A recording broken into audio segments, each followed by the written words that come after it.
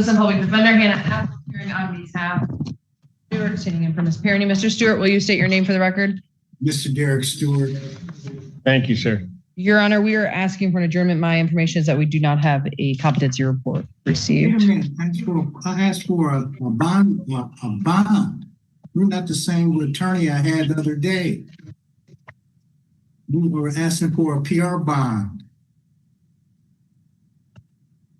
Hello? Your Honor, if you could give me one moment to check the file regarding a bond request, please. Thank you. We were discussing a bond Tuesday.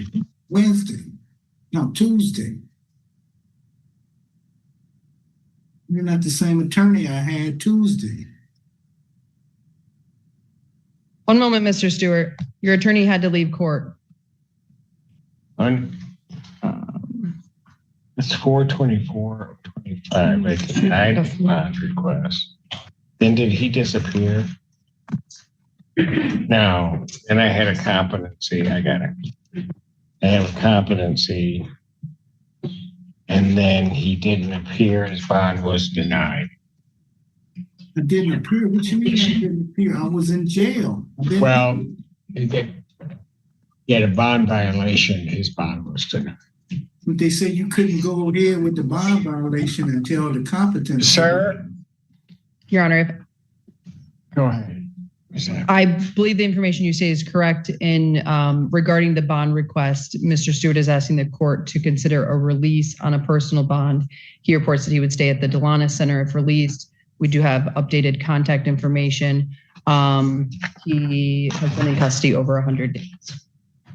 Probable cause conference, September 25th, 2025, 9 a.m.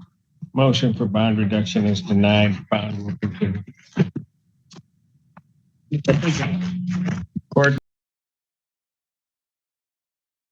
Good morning, Your Honor. Assistant AG Clarissa Williams. Assistant Public Defender Chelsea Vergil with and on behalf of Anthony Williams. Please state your name. Anthony Williams. Your Honor, I'm asking for, if possible, a 1-week adjournment. I did receive an offer from the Attorney General yesterday after I was speaking with Mr. Williams. So just to keep things moving along, asking for a very short adjournment. 1 week would be the 18th.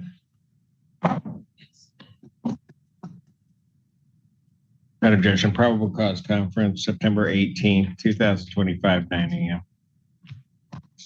Bond continue. Thank you. Thank you. Court calls case People versus Brandon Kelly.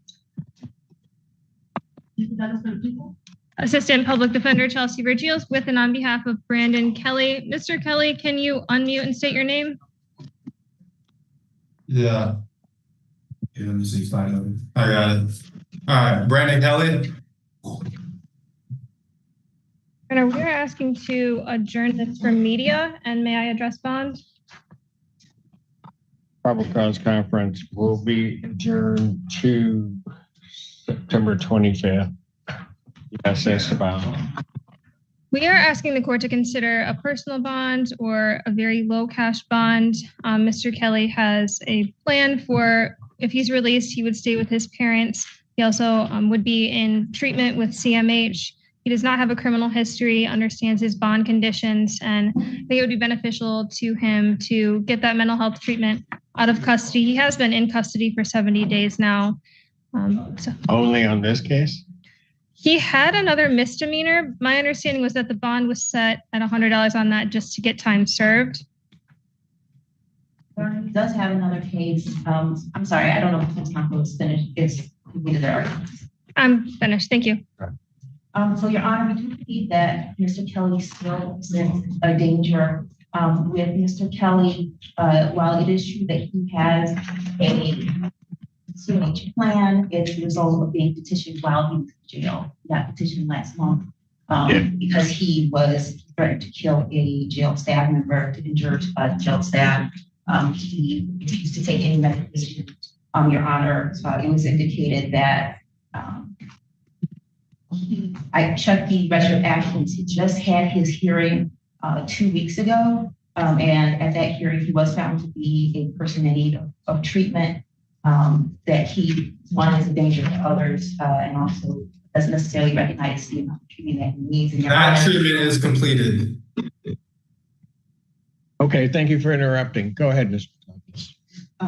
So, Your Honor, I know in the petition that it did indicate that the petitioner was recommending that the jail be able to give Mr. Kelly shots of antipsychotic medication since he would not take medication. And so while I'm sure in the last 2 weeks, he might be benefiting from that medicine, I feel about whether he will continue that medication once he's released. The allegations here, I think, indicate a danger to the public. If there had been some ongoing treatment that he seemed cooperative with, I would feel different. But in this case, he's accused of punching a Target employee in the face where he busted his lip by using a watch wrapped around his knuckles as a makeshift metal knuckles. I would also note that in the other case, he was accused of following a stranger to a library bathroom.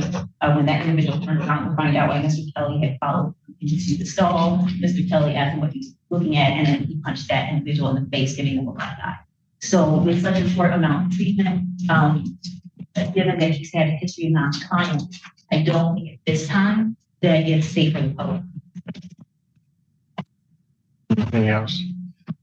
I would just say we're not denying that he has had, mental health struggles, and he is going to get help with that. I think that the circuit court order for assisted outpatient treatment is a determination that it is appropriate for him to be getting outpatient treatment rather than being hospitalized or some more restrictive alternative. I also think with a supportive family, he would do well in that environment. So we still ask the court to consider that. Motion for bond reduction is denied. Bond will continue. Thank you. When's the next court date? 25th. Thank you, Your Honor. Court calls the case People versus Imbaye. Yeah.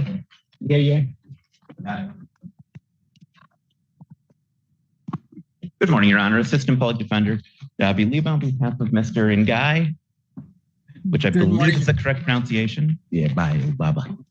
Mr. Ngai, could you please state your name, sir? My name is Bye, Baba.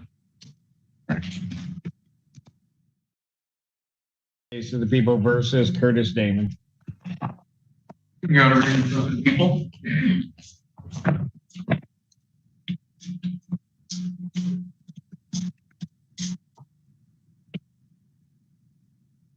Good morning, Assistant Public Defender Lauren Perny on behalf of Mr. Damon. Mr. Damon, state your name for the record.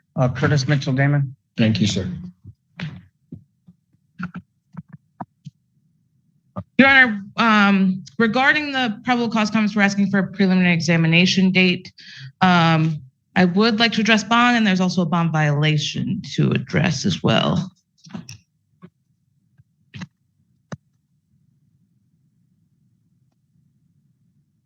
Yeah.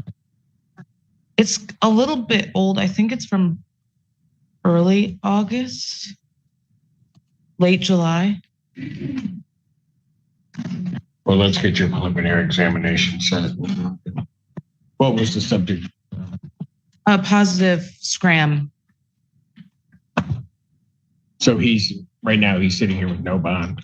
Correct, yes. Okay. Discovery is complete. To my knowledge, yes. People have their witnesses available the 23rd? Yes, Your Honor. All right. I'll set preliminary examination September 23rd, 2025, 9 a.m. before Judge Fresh Hour.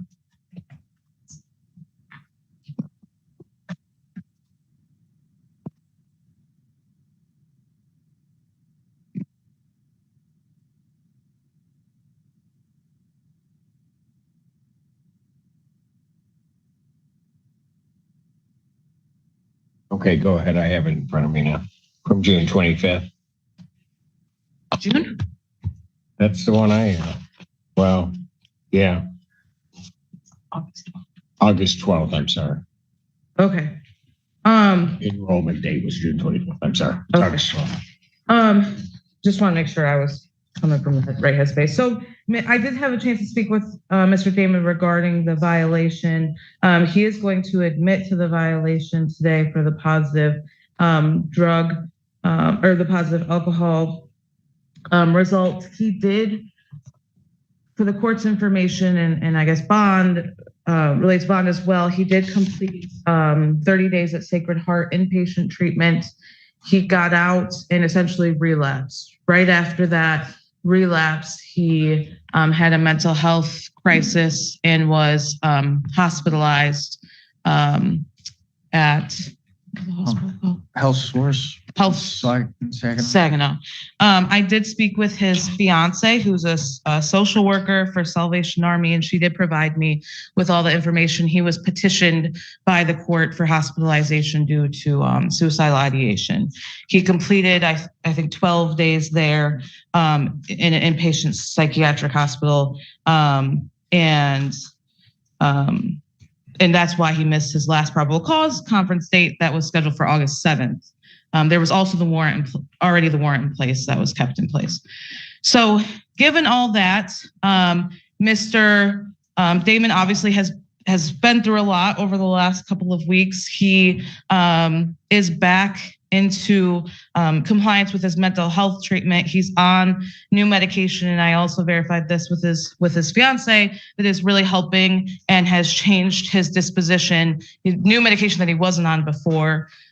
He's also on abuse, thank you. And they referred him to AA, NA, and a support group, which he's been attending since leaving the Saginaw Hospital.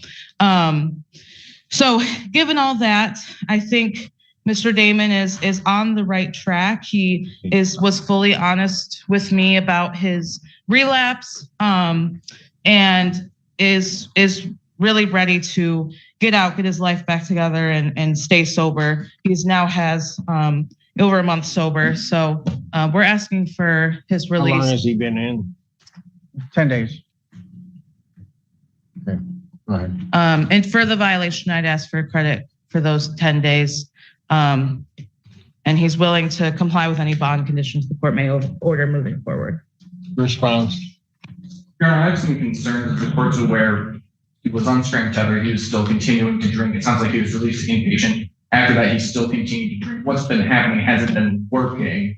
And I don't know what else we can do other than keeping him in custody at this time in order to ensure that he continues not to drink and continues to remain sober. I have some concerns given that the underlying facts in this case involve his drinking as well. The report indicates he also had some warrants out related to some alcohol offenses at the time. He was threatening to harm another individual, was being rowdy and obviously resisting police officers due to his intoxication. So I just had concerns given this pattern of drinking, especially while on bond, his inability to control his drinking, that if this court were to release him, that he would just continue drinking and violating them.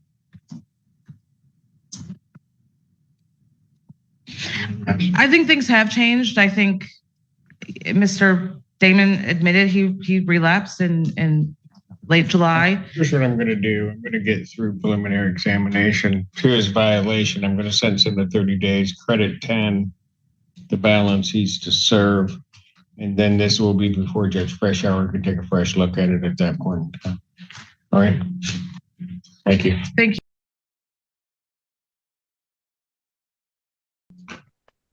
Assistant Public Defender Alexis Zerps with on behalf Mr. Paez Madrid, be present via Zoom.